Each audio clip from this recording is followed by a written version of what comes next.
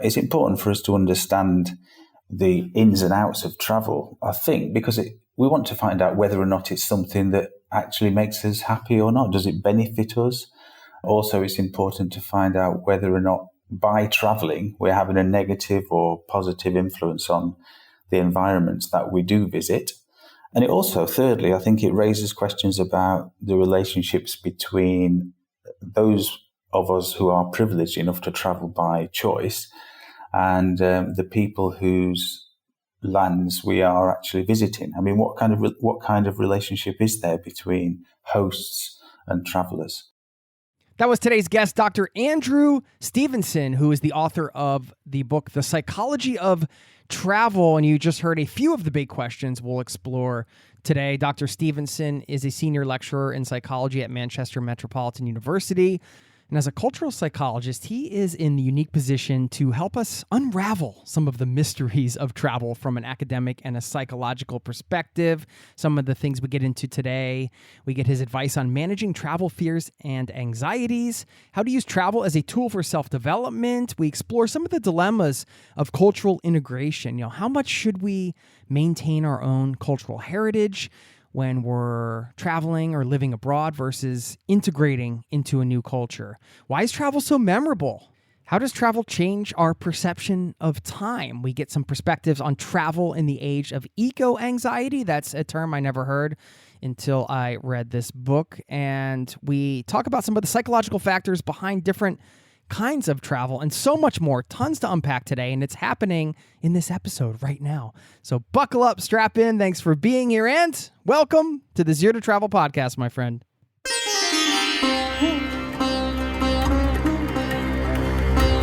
You're listening to the Zero to Travel podcast, where we explore exciting travel-based work, lifestyle, and business opportunities, helping you to achieve your wildest travel dreams. And now your host, world wanderer and travel junkie, Jason Moore. Hey there, it's Jason with ZeroToTravel.com. Welcome to the show, my friend. Thanks for hanging out, letting me bring a little travel into your ears today. This is the show to help you travel the world on your terms, to fill your life with as much travel as you desire, no matter what your situation or experience. I was really excited for this one. Dr. Andrew Stevenson is here. Again, the book, The Psychology of Travel, and it was a fascinating read, especially for me, given that I've been having conversations with travelers for over a decade here on the podcast and much longer than that, just out in the world traveling. And I thought, wow, what a unique opportunity to bring somebody who has applied their expertise, their academic background to travel. And one of the big questions here, why do we travel? And does travel make us happier? Just a couple of the many big topics we're working to unpack today. Hope you enjoy this conversation. Stick around on the back end if you'd like. I want to give a shout out to a listener in this community who had a memorable trip recently. You'll hear why. And want to leave you with a quote to wrap things up. So stick around for that. In the meantime, please enjoy my conversation with Dr. Andrew Stevenson, and I will see you on the other side, my friend.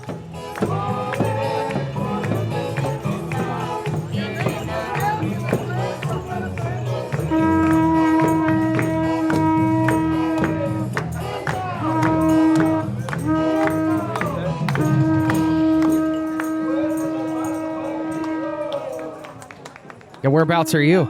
I'm in Manchester, where Okay. I live and work, and but recently just returned from Finland, actually.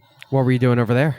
Well, it was our honeymoon, funnily enough. Yeah. Congratulations. Thank you. And we went to Helsinki and a place called Matildadal, which is a national park, to do lots of open water swimming. Nice. The happiest country in the world. A couple years So they running say. now. Yeah, were you looking at that from a anthropological perspective as you were on your honeymoon? It was very welcome because there was a good atmosphere and it's not very densely populated. I think that may have something to do with the happiness level. Yeah. Where did you meet your partner? Well, we've been together 27 years and we used to play squash together. So we're both really lived here in Manchester for two or 3 decades. Okay. I don't know if you've been here. Not to Manchester, no. No, it's gets a reputation as being a rainy city. It's not as rainy as they say. Well, that's great. They sealed the deal after a couple decades, huh? Yeah. Well, a colleague of mine at the university where I work in the psychology department is a follower of your podcast, and she put me onto the podcast, and I listened to a few episodes. I like the one with the man at seat 61. Thank you. It was great. I've been following him for a long time as a keen cyclist and traveller trying to avoid driving, and flying. So, so thanks to Leanne for, alerting me to your great podcast. Well, thank you. And thank you for taking the time to be on it as a guest here. Should formally welcome you, Andrew Stevenson, author of The Psychology of Travel. Welcome to the Zero to Travel podcast, my friend. And yeah, this is a fascinating book for me, having talked to travelers for over 10 years now on this podcast, and having been nomadic myself for a decade, and kind of looking at what you've created here with the book and digging into the psychology behind some of the things that we may experience or feel as travelers, and getting that, I don't want to say academic perspective, because the book's great. I mean, it's very well explained, each principle, but you have psychological principles kind of backing up a lot of these big questions, which we're going to basically kind of go through today. And before we do, I wanted to ask you a bit about your specialty, because on the back of the book, it says you're a cultural psychologist with a particular interest in social and visual anthropology and cultural geography, which you've explored through ethnographic documentary films and soundscapes. So can you translate all of that for us, please? I'll try. Well, you mentioned nomadism just now, and I'm a bit of a academic nomad, I suppose, because really I trained in anthropology, and psychology is also the subject which I did my first degree in. So I'm probably situated somewhere between the two. And I like to try and explore the idea of place and travel, and the effect that it has on people, and how people get attached to certain places. You can't escape being in a place. We're always somewhere, and that always has an effect on us, and travel's integral to that. And funnily enough, psychology doesn't always have a lot to say about places, because it focuses a lot more on people, and sometimes it talks about people as if they are separated from where they are. And all of our listeners will know that the mood that they have at the moment may largely be down to how dark it is outside, or how crowded their surroundings are, and all those sort of emplaced aspects of the environment that has an effect on us. So I'm pretty interested in that.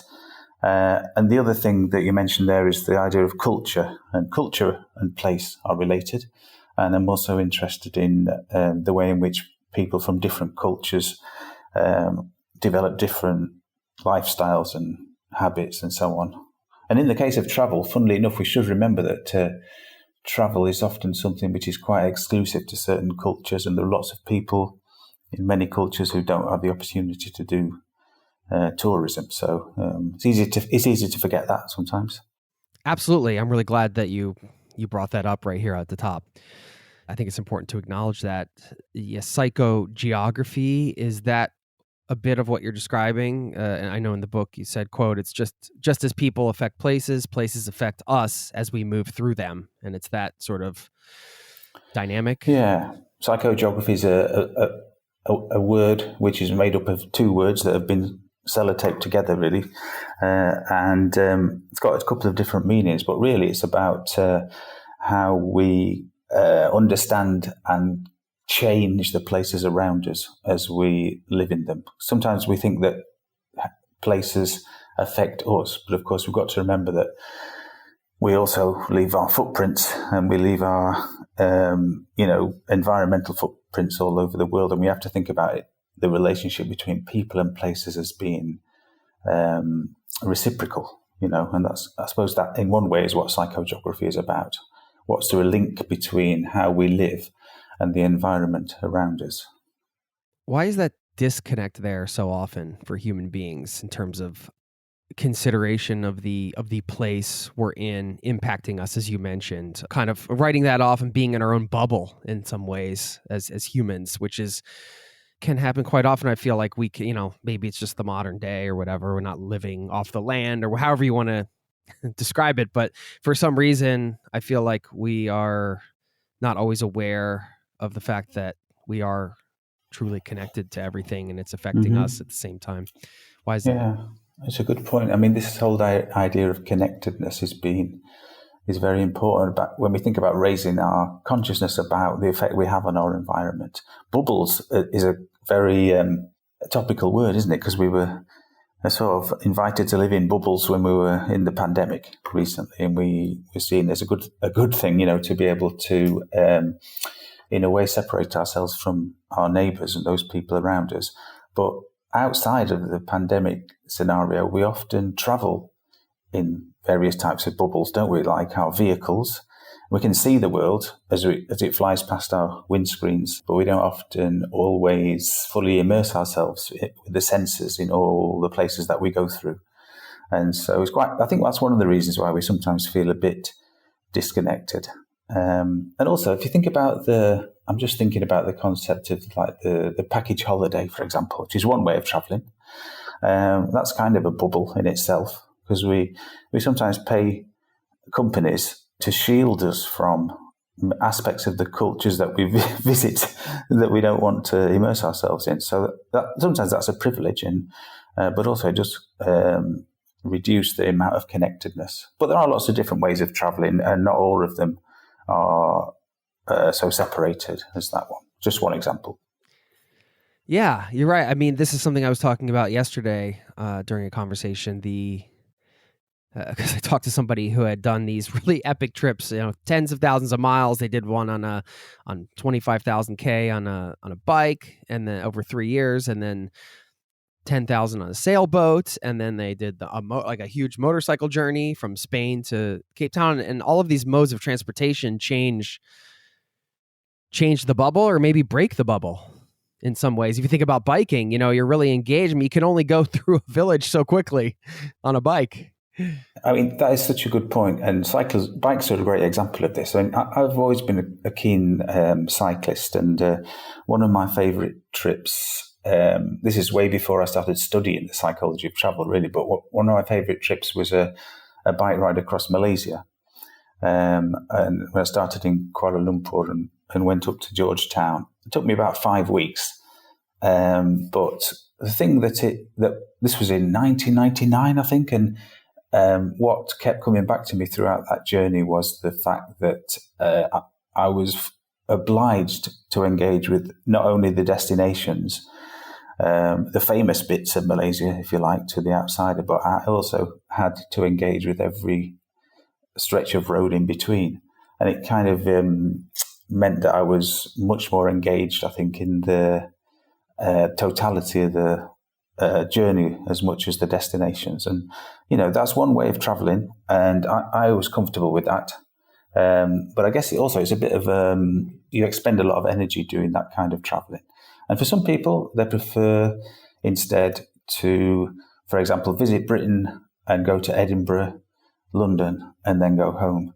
It depends what kind of travel you want to be, whether you want to be a kind of explorer, I suppose, where you're looking at all the bits in between places, as someone once said, or whether you want to focus on the destinations that are most publicised, So it's different. It's different methods of travel, isn't it? Really. Yeah, I mean, bring up a good question that perhaps people can consider on a future trip. You mentioned the totality of the journey versus destination specific. I think that's a really healthy way to look at a trip. Even if you are going to specific destinations, as we do, we plan an itinerary, we have certain logistics we have to plan, and everybody has their comfort level with, well, that's something they talk about in the book that we'll get into later, the idea of having things planned out versus spontaneity and things like that. But these are good things to consider when you're trip planning. And I think that's part of the goal of the podcast here is to kind of demystify the idea that you can't do a certain mode of traveling. I've talked to a lot of people bike touring, for example, that, they had never pedaled more than 5 miles in their life or whatever before they went on some big bike trip. And like, these are things that are accessible. You just have to choose them. Yeah.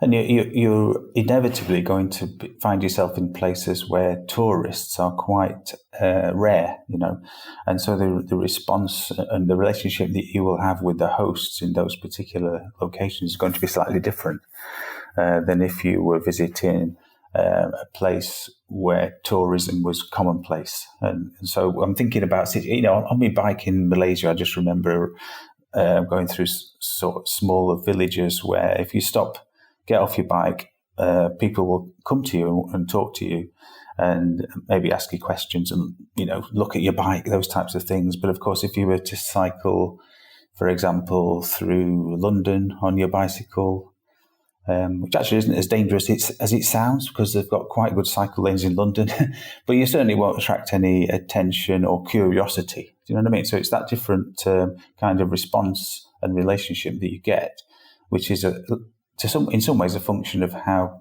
common tourism is in that place.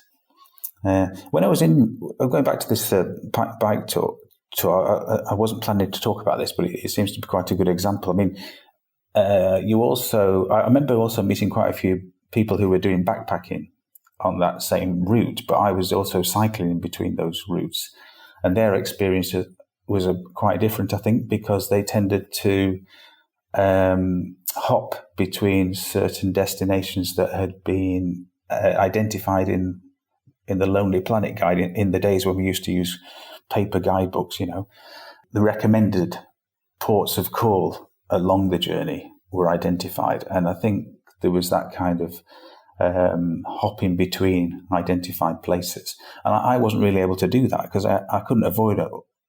And other people who are doing, long distance walks, listeners who have done long distance walks or long cycle trips will identify with this idea that you've got to be ready to visit everywhere, along the way. Yeah, ready to visit everywhere. I love that. It's a call to arms, right?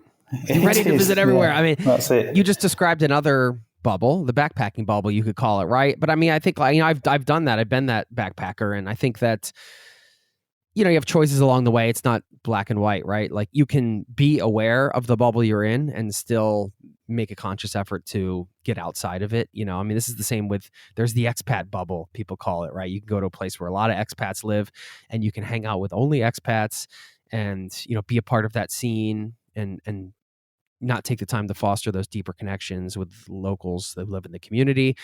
Or you can be in that same place and make the effort. It's, of course, these bubbles are easy to be a part of if you're familiar with that culture and you're ingrained in that, let's call it guidebook culture in that time, right? I mean, if you want to call it that. Yes, you're right. Yes. I mean, I've got a nice quote here I was going to read.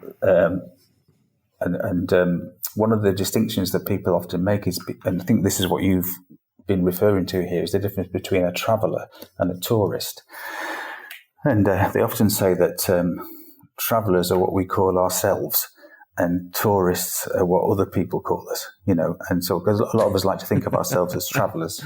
But there's a nice quote from, a nice quote from Paul Bowles, who wrote his novel, The Sheltering Sky, all about a journey in North Africa by some American expats. And he said that the difference between a traveller and a tourist is that whereas the tourist generally hurries back home at the end of a few weeks or months, the traveller belongs no more to one place than to the next, moving slowly over periods of years from one part of the earth to another.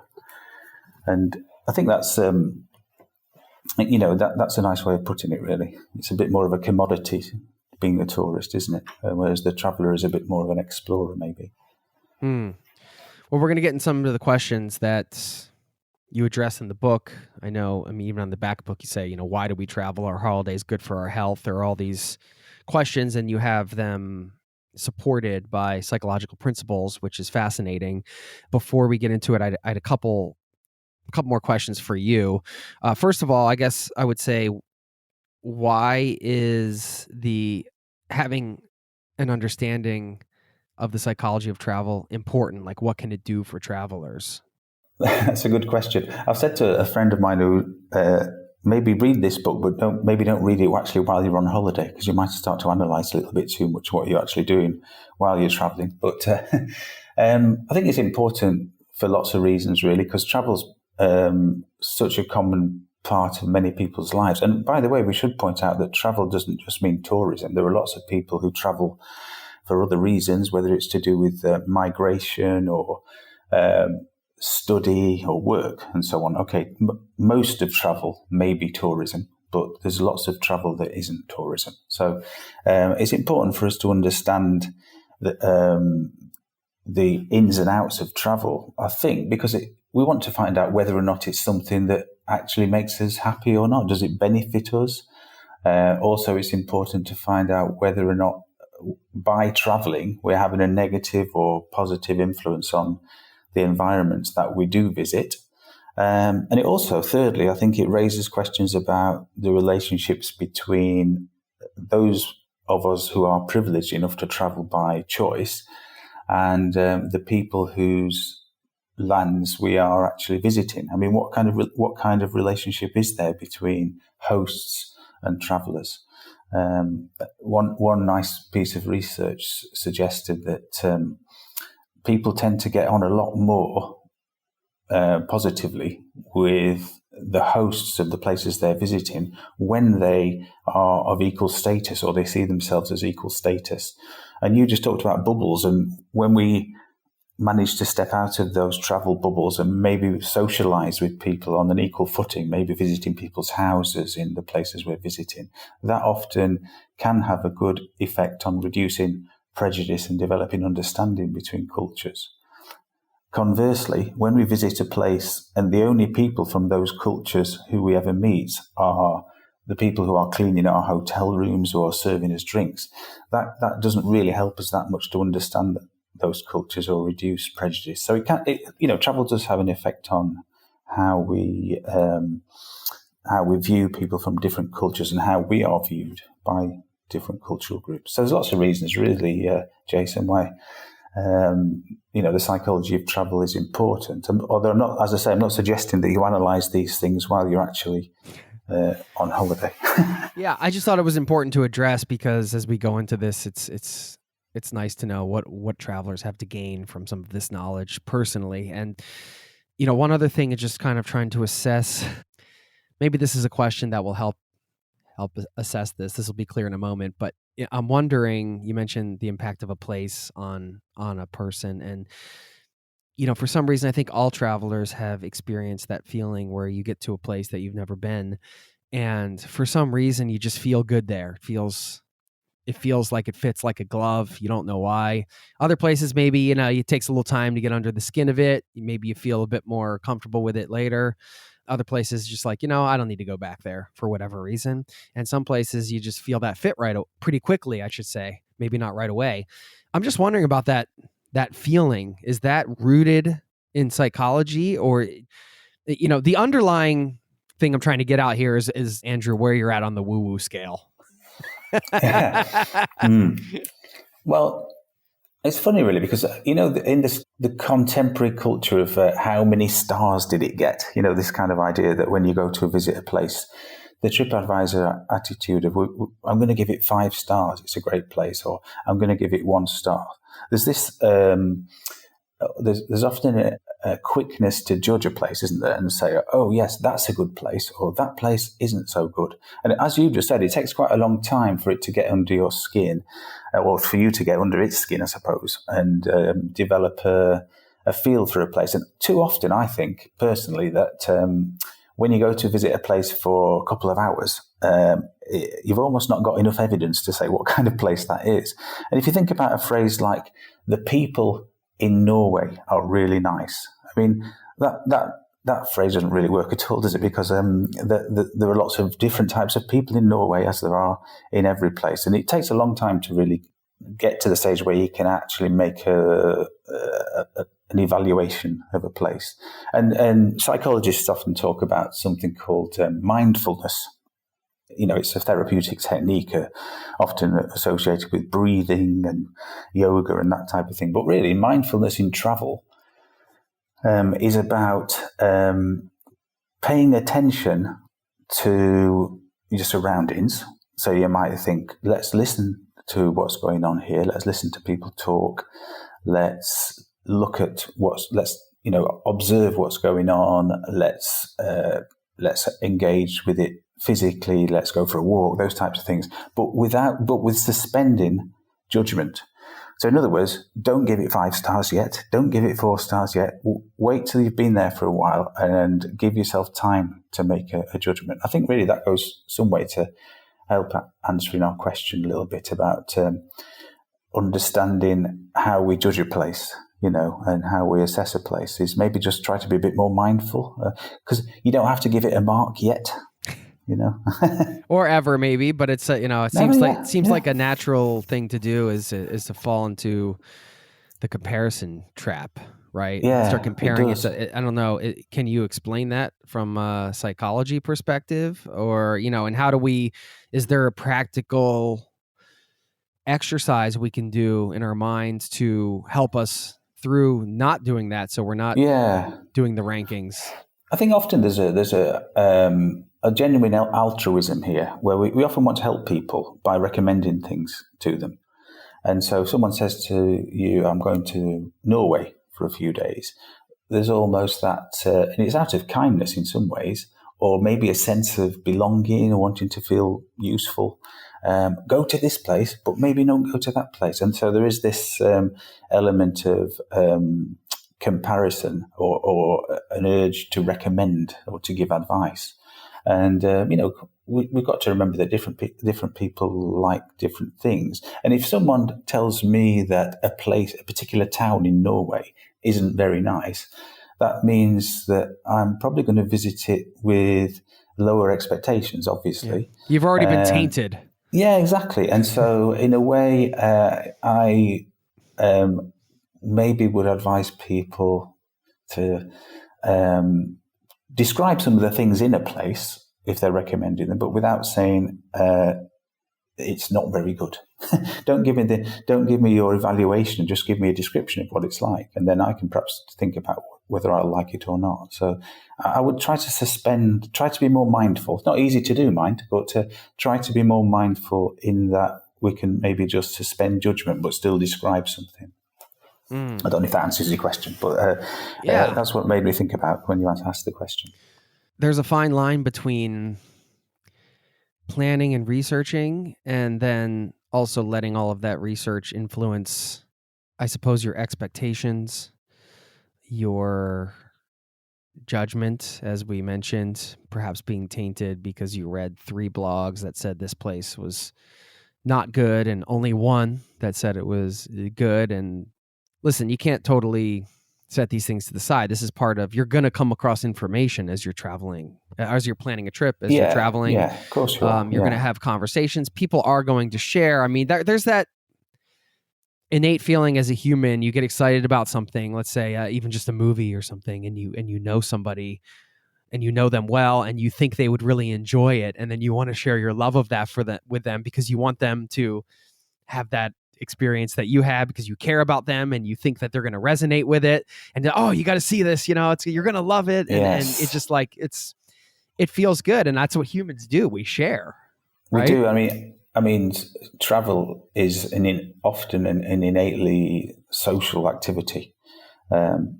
There's a chapter in the book all about the social psychology of travel, and maybe the one takeaway from researching that was that I realized it's almost impossible to travel alone. You may think you're traveling alone, but all around you, other people are demonstrating activities which you might conform to or not. So you walk past a restaurant, if it's empty, the mere absence of people is often going to deter you from going in there, because you might think it's an unpopular place. Even footprints can lead you to follow a path or People are influencing you when they're not even there sometimes. And so the crowds or the other travellers often affect our decisions. That's aside from the people we are actually travelling with sometimes. But if you travel with your friends or partners, then obviously they're going to, wherever you go is a compromise, isn't it, between the things that you both want to do. Hopefully, you both want to do the same thing, but quite often your activities are a compromise. So, travel is a very sociable activity. I mean, obviously, I exclude here anyone who's climbing a mountain for the first time alone, and but maybe they're doing that because no one else has done it, and that's a social activity in reverse, isn't it, in a way? Yeah. Well, I like that what you said too about just describing a place. I think I always thought when I heard about a place from 3 different travelers, it's probably a place I should go. And when I think back to, that, yes, they could say they don't know me and you're just sharing information, but what would get you excited about a place is the description of it, right? And like what, is, oh, that sounds like something, oh, there's a hiking trail right by there. Oh, no, you can go to this place. And, oh, that sounds like something I'd really enjoy. And you're just kind of assessing it for yourself. The book, well, let's talk about the social psychology of travel. And one of the things you address in the book is managing the travel fear. And I think this was an important thing I wanted to get some advice on because, for all travelers of all levels, I think that I shouldn't say levels. We don't, you know what I mean? Experienced travelers versus maybe somebody on their first. Varieties, isn't it? Yeah. You can be afraid of a destination. You can be afraid of flying. You can be, having certain fears that, let's talk about bigger fears like, oh, I'm gonna leave my job and travel for a year. Am I ever going to get my career back again? And I mean, that's in a way tied into the type of travel we talk about here. So, fear, anxiety, phobias, worries. This is something that you address in the book, and I just wanted to get your take on some of this stuff. We often say that we live in an age of anxiety, and lots of people worry about lots of different things. And travel, like anything else, can produce fear, but psychologists have talked about differences between fear, phobia, and anxiety. Usually when we talk about travel fear, it's, as you've just said, it's directed at a particular thing. It's got a focus. So it might be a fear of travel. It might be a claustrophobia or something like that, or a fear of open spaces. Those things are a little bit easier to identify and work around. So if you've got a fear of if you've got a fear of flying, you can still travel and you can find other ways of traveling. The more problematic, arguably, is the travel anxiety. And that's a little bit more difficult to explain because it often lacks a focal point. It may manifest itself in a fluttery feeling or a sort of physical feeling of fear when a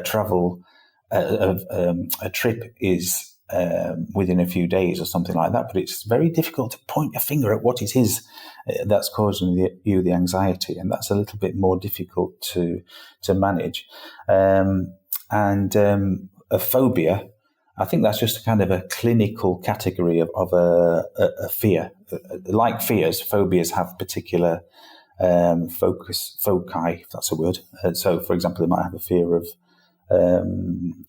horses or aeroplanes. So, yeah, there's lots of different types of negative feelings. But we should also remember, and it's also been pointed out by some researchers, that worry, the fourth of the words that you just mentioned there, it may sound bad to be worried about something, but it's actually really useful to be worried because flying, for example, to the United States, lots of things can go wrong there. So it pays ahead of the trip to be a bit worried, because if you're a bit worried, you will take those precautions, which mean that you're not going to leave the house without your passport, or you're going to make sure that you've packed sufficient belongings, or that you've travel insurance. Yes, booked accommodation, those types of things. So, although some of these things like anxiety and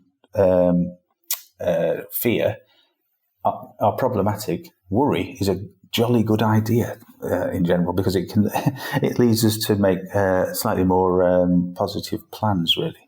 Okay, yeah. So embrace the worry for Yes, worry-free travel, but the anxiety. absolutely. Any tips on managing that from? Well, yeah, I mean, this goes back to things like, I mean, this is a harder question to answer. So, I mean, off the top of my head, travel anxiety can, I suppose, be managed by indulging in slightly more conservative travel habits. If you are anxious, then that might be one of the reasons, justifiably, that you elect to travel in a bit more of a bubble. So, in other words, you might travel with someone who's feeling a bit more confident or has a bit more experience, or you might travel with an established group. If you're a cyclist, for example, you might go on an organized itinerary. So I think this is one of the really positive things about the travel industry. It can help us with this anxiety by taking some of the organizational load off us. And a solo trip into a forest or across Malaysia, for that matter, is probably not for the anxious, those are some of the practices that could probably help you. In fact, come to think of it, I think the travel industry is an excellent form of therapy for anxiety, really. Well, we're going to talk about if travel makes us happier. That's kind of where I'm going next. But I want to stay on this for a minute because I think, is it always bad to have anxiety? I mean, don't we want to put ourselves out of our comfort zones? Isn't that where growth happens? And, I've been in many situations where I've been very anxious and worried and all that stuff. And I've put myself in those situations purposely because, hey, I know, when you go on a trip like this or whatever, things are going to happen. And now I'm in that situation where something's happening and this is very uncomfortable and I'm scared. And, isn't that kind of the point in many ways too? Like, I think that's one of the draws of travel for a lot of people, at least a lot of the people in this listening audience, is that, hey, we're gonna get out of our routines, we're gonna get out of our everyday, humdrum thing, and we're gonna put ourselves in situations that may not be comfortable. And trying to avoid all anxiety is like the opposite of that.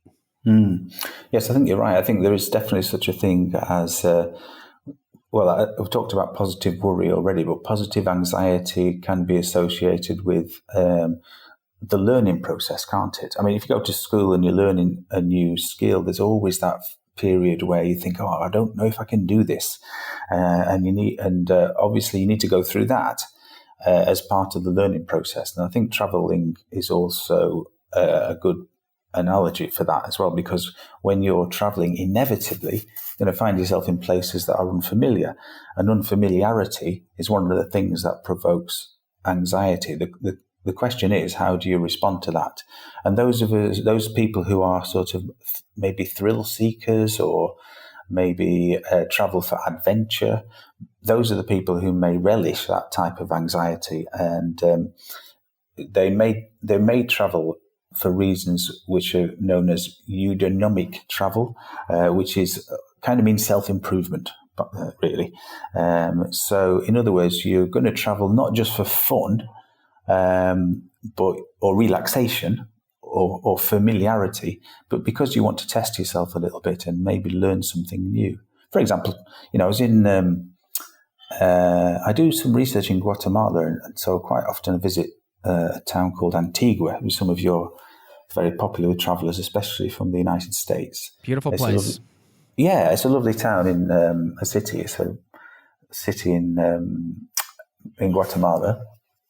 And it's very popular, as you probably know, because it's a hub of Spanish-speaking schools, and lots of people from the States visit there to learn Spanish. And that's kind of an example, because Antigua seems to me to be full of people who are traveling, but also they're putting themselves outside their comfort zone because they are speaking quite slow Spanish with a heavy American accent. And that's the kind of, and I think, I've heard people talk about, the preponderance of this strangely accented Spanish that's going on in Antigua.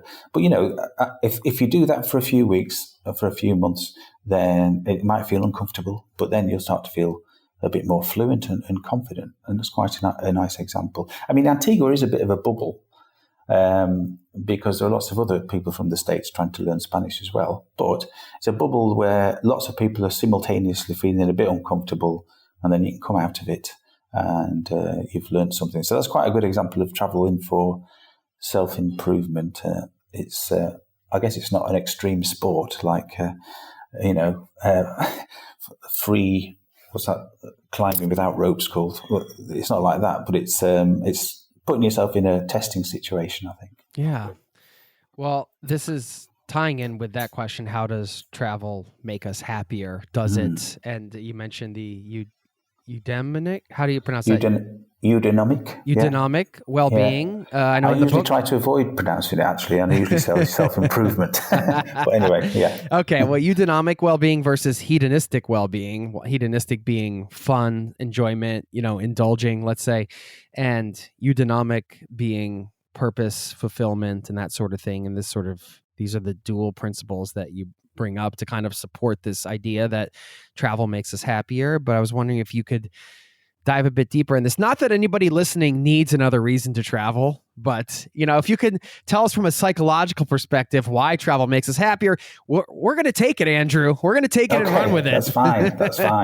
Well, obviously, there's lots of different ways to find happiness, and I'm slightly annoyed, Jason, that you can already pronounce that word better than I can after I've been Well, give me 5 minutes, I'll forget. So, but hedonism and self-improvement, let's say, are two varieties of happiness. Hedonism is basically, sun, sea, and fun, and taking whatever substances, get you high for a limited period. So hedonism is one of the main motivations for travel.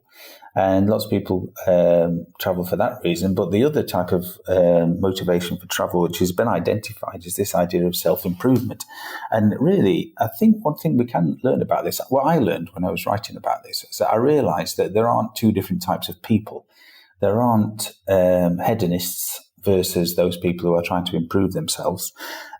Actually, we ourselves can hop or alternate between these frames of mind during the same holiday, maybe.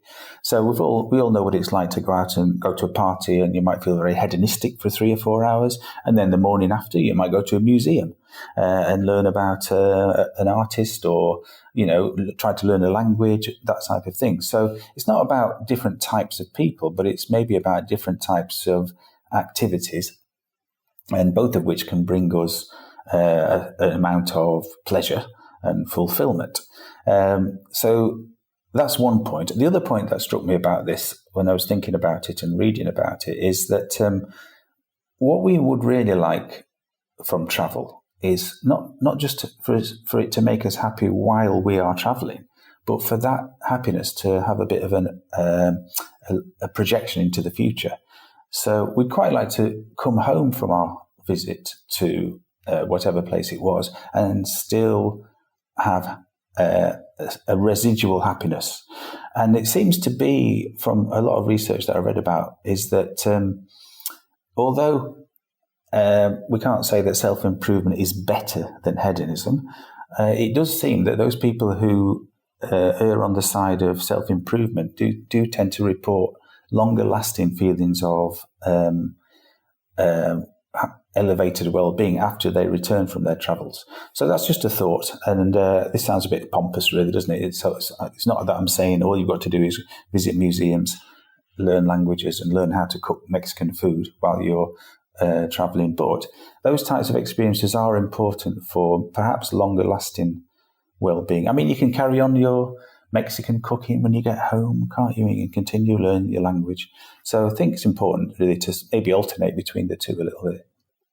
When you explore a new skill, like let's use the Mexican cooking example, I mean, you can't help but you're exploring part of yourself too. I wouldn't say indulging, but you're embracing that curiosity and following through with it. And I feel like that's another important muscle to build in life, right? Like you get curious about something, and instead of just remaining curious about it and wondering about it, diving in and getting your hands dirty and making the tortillas or whatever. Well, it's funny you say that, Jason. Yeah, absolutely right. And tortillas are a really great example. And this is something that I've thought about a lot when I've travelled, and it's not so much something I've written so much about, but I think there is something to be written about this, is that when you visit a place, you really, if you go somewhere as a tourist or a traveller, you've kind of got a choice about what kind of activities you can do let's say in Guatemala or Mexico. You can do things which are for the tourists.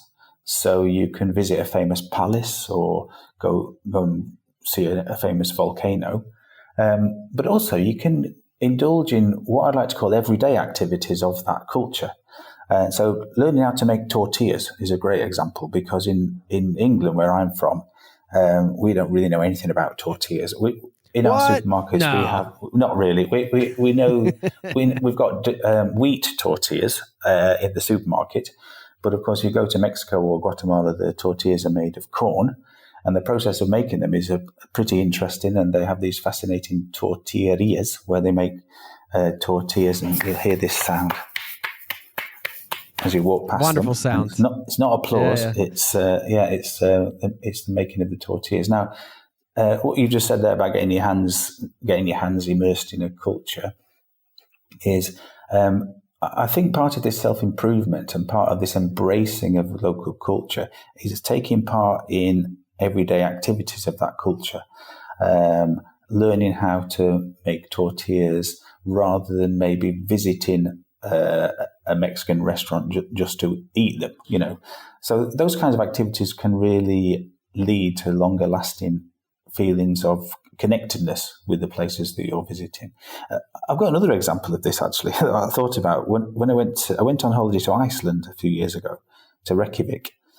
And I don't know if you've been there, but one of the most popular tourist activities in Reykjavik is to go to the Blue Lagoon, which is a natural,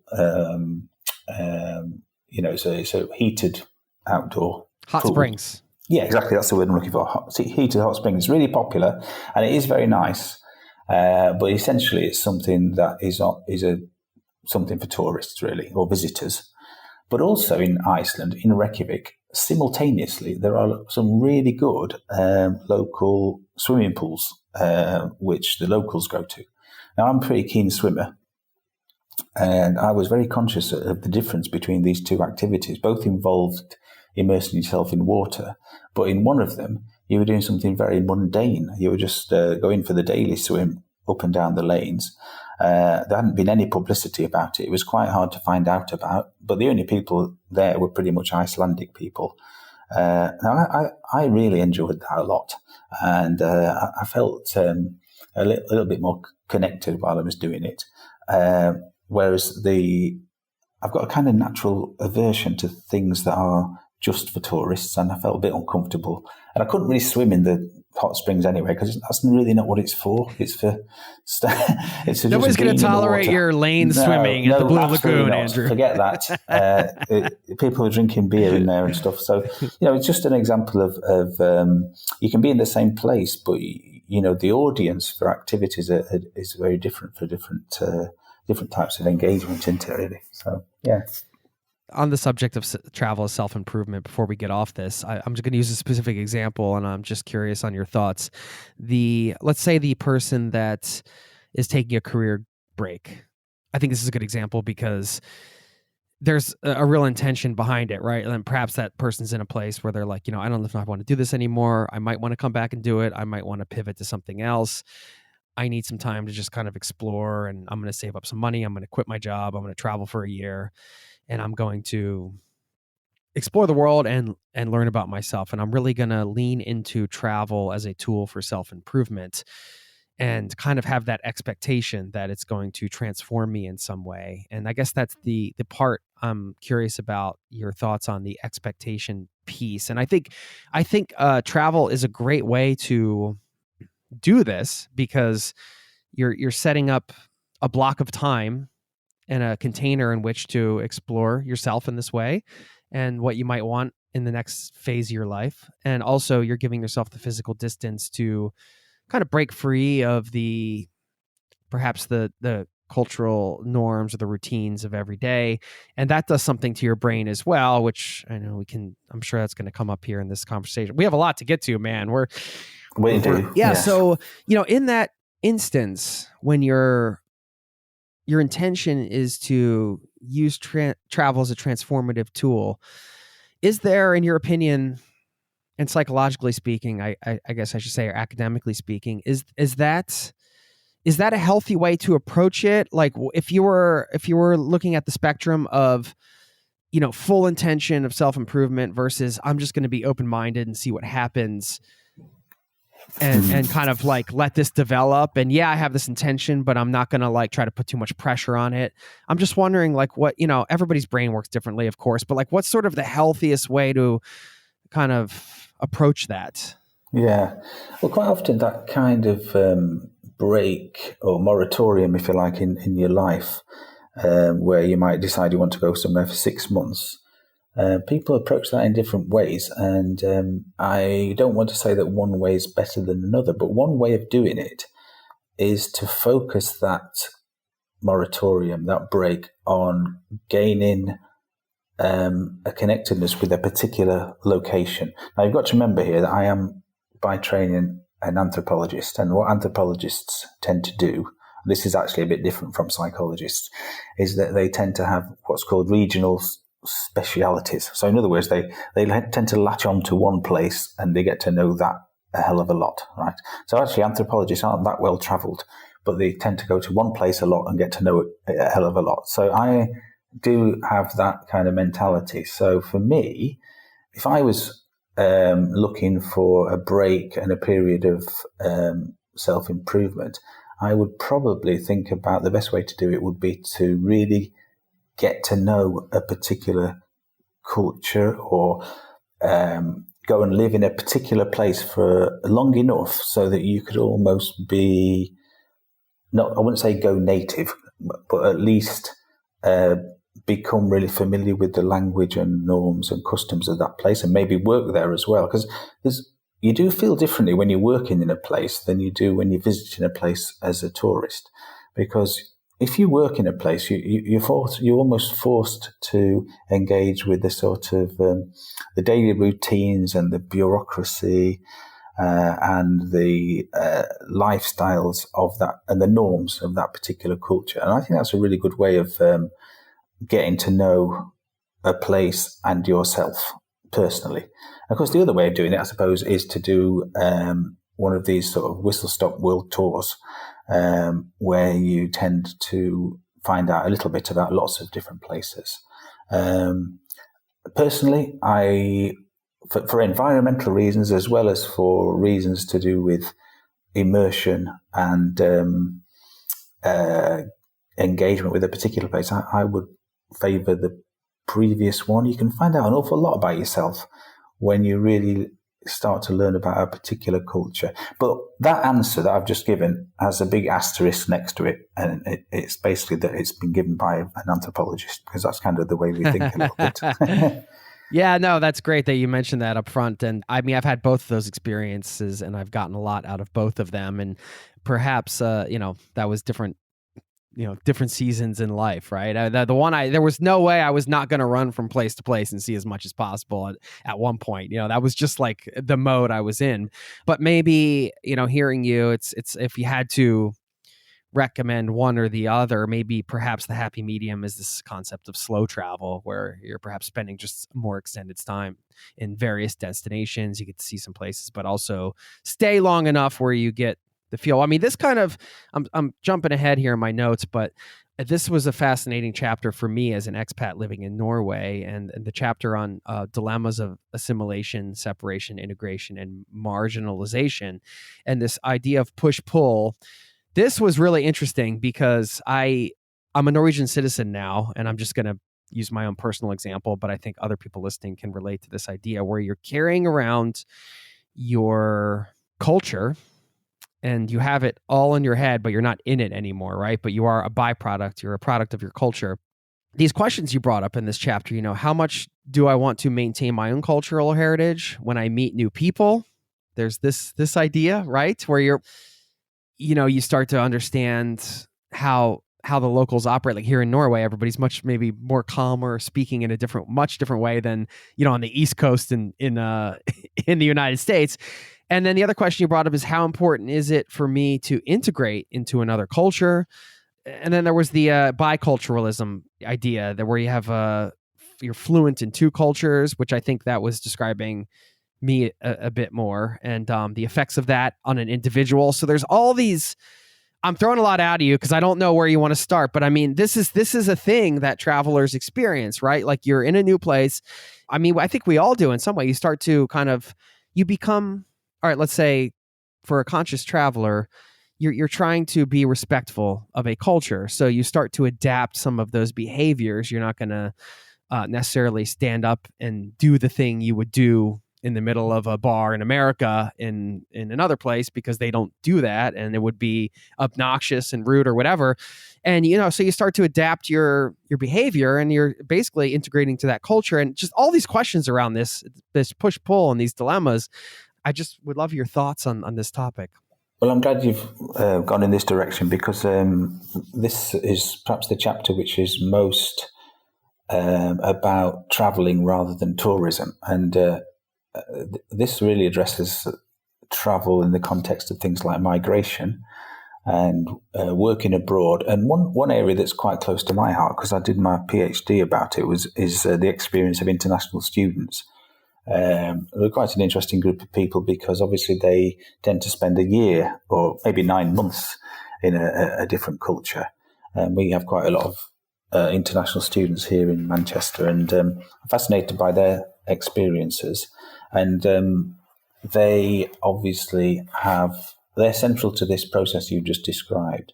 And psychologists have come up with, as ever, a few sort of technical terms, which I try to put in everyday English. So we talk about acculturation and biculturalism and cosmopolitanism. And so those are the three words I've talked a bit about in the book.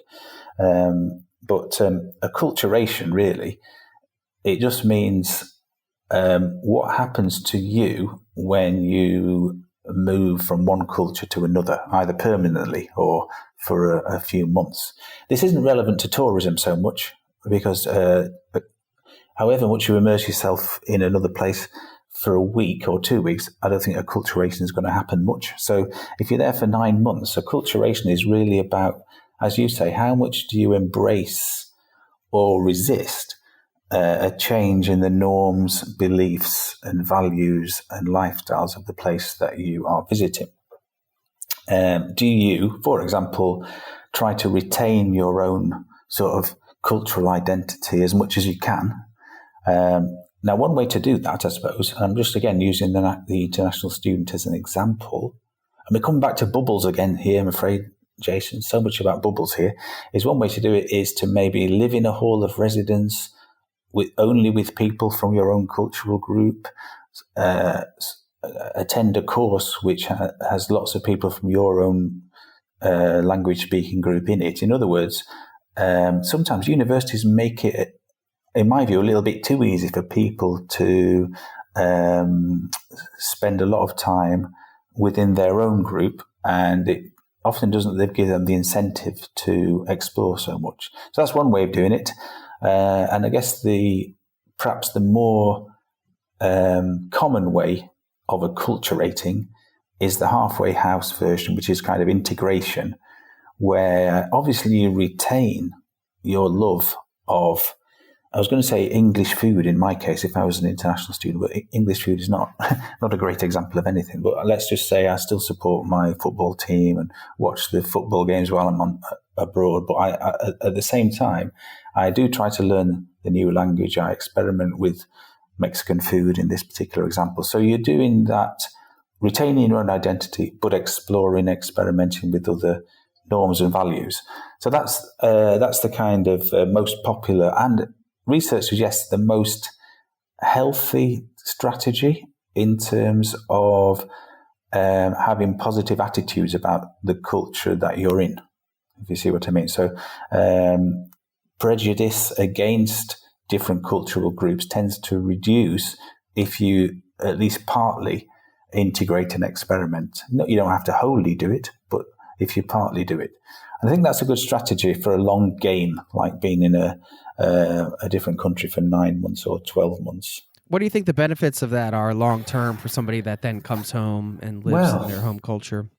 Immense, in my view, immense, because, in the international student example, quite a few of our students, and I'm sure this happens in different countries, do a study abroad year. So they do 3 years of study in Manchester, and then they may go to, Malaysia or Australia for a year. And what they've got is not only have they got a degree in whatever it is that they're studying, psychology in the case of our students, but they've got a pretty much lifelong knowledge of a different culture. Possibly they've learned rudimentarily a second language. They've got this connectedness with a different culture and an understanding of the fact that people just live differently in different places. And that might sound basic, but I'm pretty sure that if you never are lucky enough to have the opportunity to travel at all, it's quite possible to live through your whole life without really experiencing cultural diversity, apart from the people who you meet in your own community, which is fine. But to see and breathe and feel the way the smells are different, and the temperatures and the daily habits are so different. And I think it's difficult to quantify that, but it's something that's so valuable for people. And when, for example, if you can have an everyday conversation in a bar about, about the greenhouse effect or overcrowding, and you may have read about it, but unless you've really experienced it in a city where the situation is so much more acute than the one you live in. People often talk about the traffic in Manchester being bad, but every time I hear that phrase, I just think about the people who have to get up at 4 o'clock in the morning in Guatemala City to set off in their cars to get to work for 8 or 9 o'clock, just because they know that journey is going to take 3 or 4 hours, and it's only a distance of about 20 miles. Just the traffic is just off the scale. And so I know that from experience, and I could have read it in the newspaper. But I think, it's a long answer to your question, but I think those types of everyday experiences give you a knowledge of another culture, which is hard to quantify, And that's partly what integration and cosmopolitanism is about, is understanding that other people experience the world differently, somebody can tell you that, but you can't really appreciate it unless you've seen it. You couldn't explain to someone how to drive, could you? You have to be in the car to do it. Well, yeah, and what you mentioned, I think, is, there's something about experiencing that on a body, visceral level that's different than the sort of the concept of it. Of course, that goes with anything, right? When you experience it, you take it in and it becomes a part of you. And that was fascinating to me because I've had so many different moments over the years assimilating to, or integrating into the culture here in Norway. And, sometimes feeling like, especially having children and wanting to impart my favorite parts of both of those cultures into them, and wanting to sometimes feeling like, oh, I got to hold on to these parts of me that are American, and I'm just going to be this way, and people are going to have to deal with it. And then the other day being like, this is okay, this is where I live, and this is a part of who I am, and sometimes feeling annoyed with that, and sometimes feeling super cool with that. And it's just a constant. You had the term push pull, and that I really resonated with that in this chapter. I'm glad you described that, because listening to it as you describe it, and as I've tried to describe it, it presents the dilemma as an everyday dilemma. And this book, it's a psychology book. I understand that, but I've tried to write it in a way where it's not academic as such. It's got academic examples in it, but I'm trying to sort of convey a little bit about the experience of travel. And listening to you talk really helps us to understand what the push-pull of acculturation is all about. Mm. Time is another thing. You talk about time perception. I think we all know this. Travel can seem to mess with time perception in many ways. I mean, I remember being in flows where it was just like everything was felt so. I felt like I was just on this bliss ride, and time was just. I felt like I was just living so many lives in a short period of time. And it's time bending in some ways, but there are some psychological reasons behind this. So just the relationship between time perception and travel, I was wondering if you could speak to that. Yeah. I mean, well, earlier on I mentioned mindfulness and talking about trying to experience the world without judgment so much. And mindfulness has got a companion, and the companion of mindfulness is known as flow. And some other psychologists have talked about getting into a state of flow. And we often use the phrase, go with the flow. And I don't know if you must have had this. There must be an activity that all our listeners do where they just, time just seems to fly and they lose all track of time. And it's a great right feeling. Now. Yes, this conversation. For me, I love cooking. And when I'm cooking, I don't really think about what time it is or what I've got to do in a couple of hours, those types of things. Yeah, and all our listeners will have, listeners will have these things. Now, flow has been studied in relation to travel experience. And it's one of the ways this goes back to about happiness and travel as well. And one of the ways we often achieve happiness in life, as in travel, is to get into a state of flow. And some great examples of research about people who go on trips where they go to Latin American dance classes or salsa dancing or do deep sea diving, those types of things. Now, for some people, those are those flow moments where they've almost conquered their anxiety and they're worrying about the future, and they detach themselves from worries about what they did earlier, what they've got to do next. And so that's where time tends to be distorted in a really good way. But other people have also sort of done a bit of research on this to suggest that some people, you may know in your own lives, examples of people like this, find it really difficult to get into those states, and then others find it really easy to get into those states. I'm a bit jealous of those people who can do this a lot. I can do it some of the time. But, how many people out there have checked their emails while they're on holiday, and they find it very difficult just to get into that flow state and detach themselves from their sort of everyday concerns about the past and the future. So, we are in this it's not really a battle, but it's a challenge, challenging ourselves to try to lose ourselves a little bit in the moment and get into these states of flow and maybe get a bit more eudaimonia about things when we're traveling. So we do edit our time a little bit as well by using photographs on holiday. And I always love the concept of travel photography because it's such a unreliable body of evidence about what you did when you were on holiday. It's great because really what you do is you take photographs of all the good bits, don't you?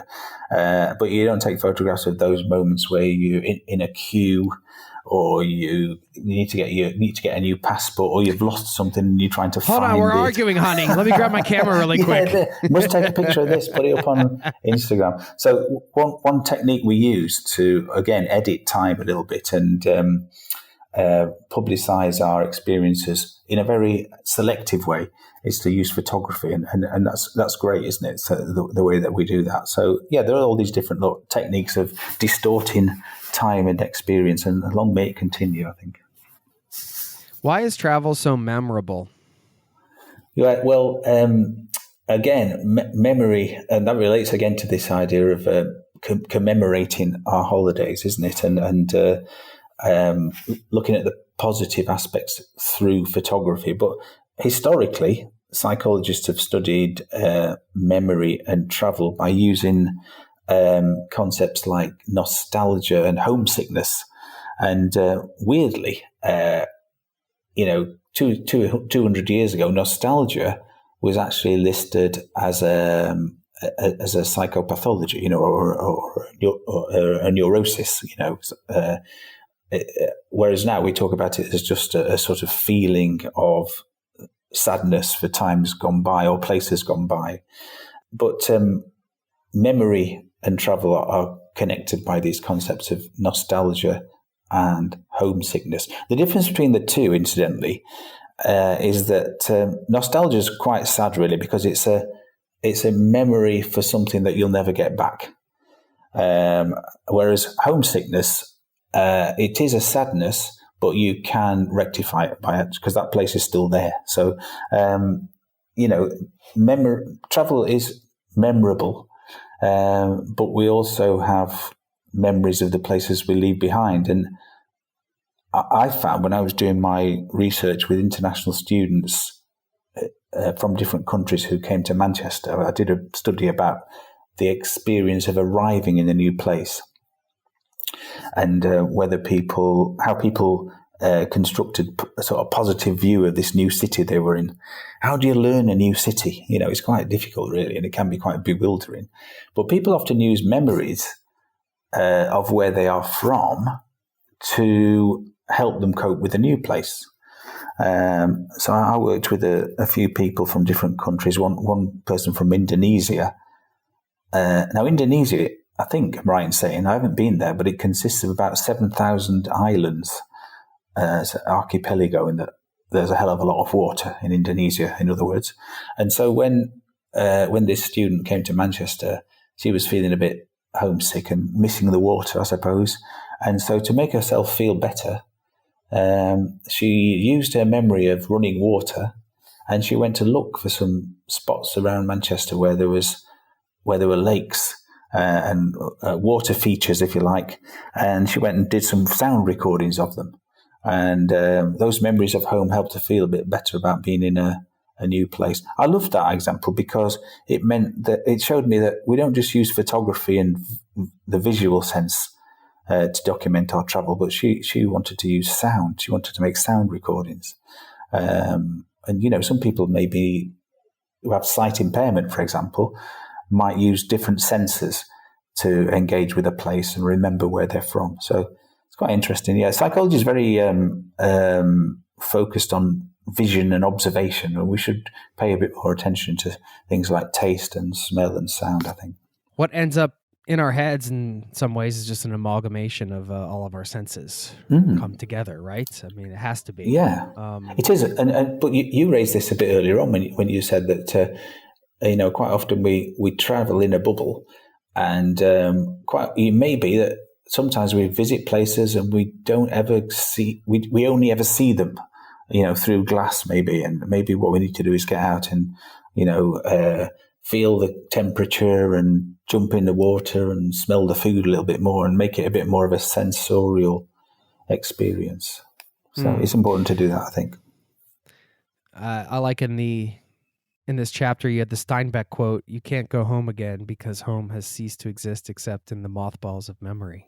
Well, I know it's tragic, isn't it? So that's his Travels with Charlie, and it's a nice literary way of describing this feeling of nostalgia. But on the positive side, for certain people who have suffered memory loss and experience dementia, travel has actually been used as a way of improving memory. Like returning people to places that they grew up.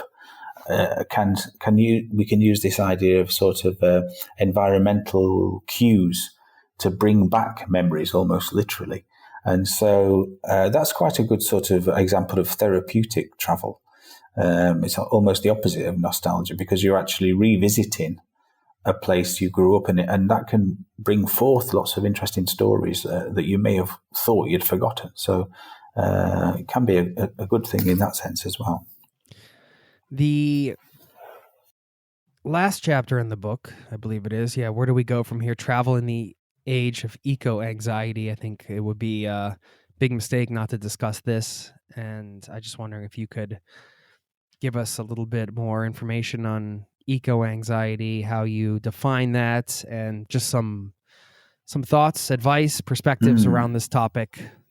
Yeah, I mean, okay, eco-anxiety is a phrase that's quite new in psychology, but it's actually, I like to call it justifiable eco-anxiety. Many forms of anxiety are often diagnosed as being, an illness, but actually it's a really good idea to be anxious about the future of the planet. Because if we have a certain amount of anxiety about the future of the planet and the effect that travel is having on that, air travel and so forth, then in a way that's going to raise our consciousness a little bit and help us to modify the way that we experience the world through travel. And I think you recently did an interview with someone who visited all the countries in the world without flying. I think I had to look at that as a podcast. That kind of outlook is becoming, for me, refreshingly more common. Eco-anxiety is obviously, just to define it, it's a feeling of anxiety, literally about our future and the future of the planet. And I think we do have to try to address this by developing ways of traveling which are less damaging. And that's an obvious thing to say. But we've talked a lot today about how you can engage with the world a lot more on the ground, almost literally on the ground, rather than just flying from one destination to another. And I think the positive experiences of travel really belong to every point along a destination. And I've got a friend who's just about to set off from England to Istanbul on his bicycle. And he's actually not a very experienced cyclist. And Ben, if you're listening, good luck. But I think you're going to really experience every part of this journey in a much more engaged way than you would be if you were just flying over there. So I think we have to think a bit about traveling in a more responsible way. If you are going to fly across the planet, maybe at least stay in that destination for a while and make it a proper immersive experience rather than flying to lots of places just for 2-day visits. Don't want to sound preachy about it, but you've got to think about this type of thing. But it's a challenge. It's a challenge in travel as it is in all sorts of interaction. I was in just finally on that and the way that the world is changing a little bit in terms of travel and work and so forth. And I was in Central America recently doing some work there. I was there for a few weeks, and I met quite a few people who were from the States, but they were what I call digital nomads, and they were still working their 9 to 5, but they were traveling at the same time.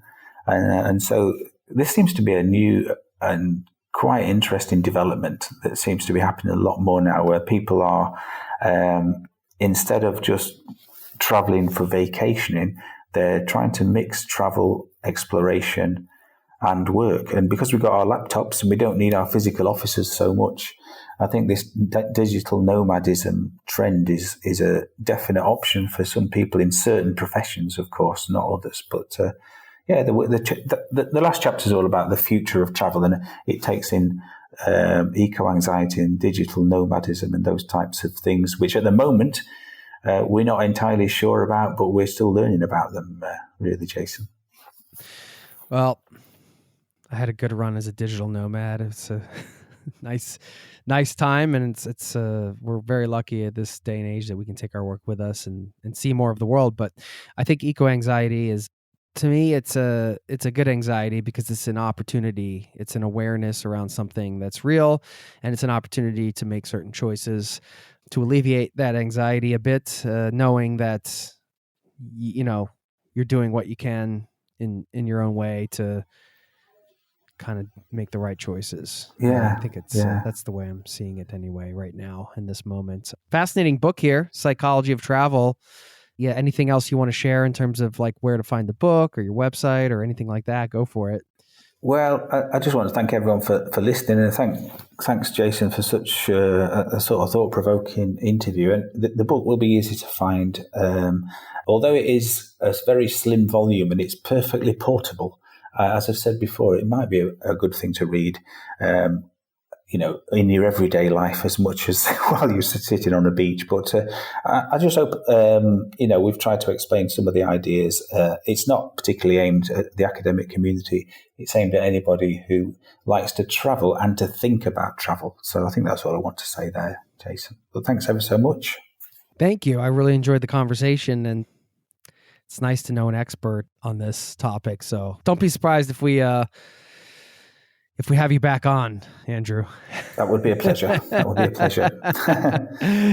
Thank you so very much, and enjoy the rest of your day. And thanks again for your time. You too. Thanks, everyone. Bye-bye. Bye.